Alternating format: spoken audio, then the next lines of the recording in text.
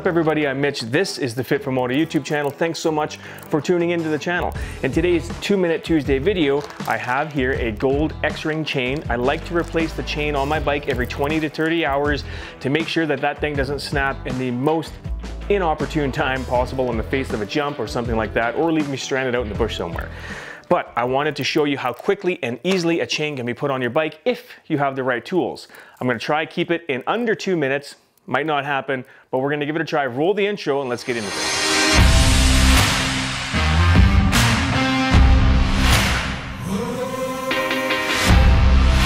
All right, hit the timer. Now, for starters, obviously you have to pull the old chain off, which means you need to pull off the master link. If it's just your stock chain on the bike as you bought it, or maybe you bought a used bike and it has an aftermarket chain on it, nonetheless, they will have a master link on there. The master link is really easy to take off.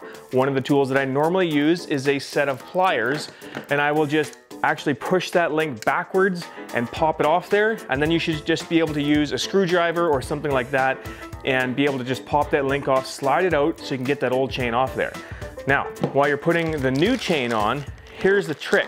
When you get a new chain, depending on how you bought that chain, it should come in roughly the right amount of links for your bike. However, sometimes you do have to take a link out, and that's where this handy little chain breaker tool comes in handy. Now, I got this thing off RockyMountainATVMC.com. It's a Tusk version of it. It was about $7, I think, really cheap, and it's really straightforward to use. And then the whole idea of this is that this handy little tool will push the middle pin of that link straight through, allowing you to detach the links and take a link out if you want to, because you can take a link out and then just join it back together with that master link that you got with the chain, or hopefully that you got with the chain. Now, if you do have a chain that has the right amount of links in it, another thing that you want to keep in mind is with your chain tighteners on your bike, when you start to back those out, if you have a new chain, remember that you want to be able to bring those in a little bit and give your chain some room to stretch a little bit as it starts to wear, because chains will do that. So if you're, maybe you got a used bike and you're not sure where they left it, make sure that you dial some of those chain tighteners in a little bit and then check to see if you need to take a link out of your chain before you get too carried away, because you might have to and you might not have to. Once you have that, then it's just simply a matter of putting the chain back on. Now, if you've got an O-ring chain, it is important that that little pack of grease it comes with, you want to make sure that you grease up those little O-rings really good as you're putting the links together. And the other thing with an O-ring chain is when you actually go to put the master link together and you go to put the little clip on, you're going to notice that it's like, man, there's no way this clip is going to fit on there. It does take a little bit of a squeeze. There is a tool that you can get for that. However, one of the handy little tools that I like to use is just a simple pair of vice grips. Honestly, put them in the center of that link, squeeze them down a little bit. It doesn't even have to be that tight, and they'll help squeeze those little O-rings in and give you room to get that clip on. Now, here's the thing. When you do that, you will be able to see the little grooves on the pins that pop through, and that's when you know that you've squeezed it enough that the little clip is gonna get on there.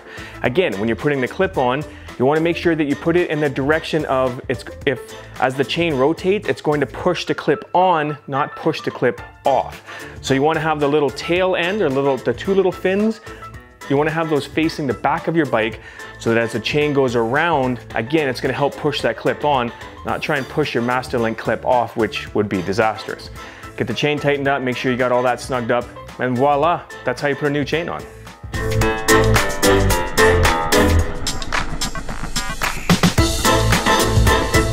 So there you go, really minimal tools to put a new chain on your bike. While you're doing that, you might want to inspect your sprockets as well. If your sprockets are wore out, it's going to prematurely wear your chain too, so just keep an eye on that, because it may be time to put some new sprockets on there. I have no idea what the timer is at right now. I have no idea if we made it under the 2 minutes or not, but probably not. In any case, that's how you put a new chain on. I hope you find this informative.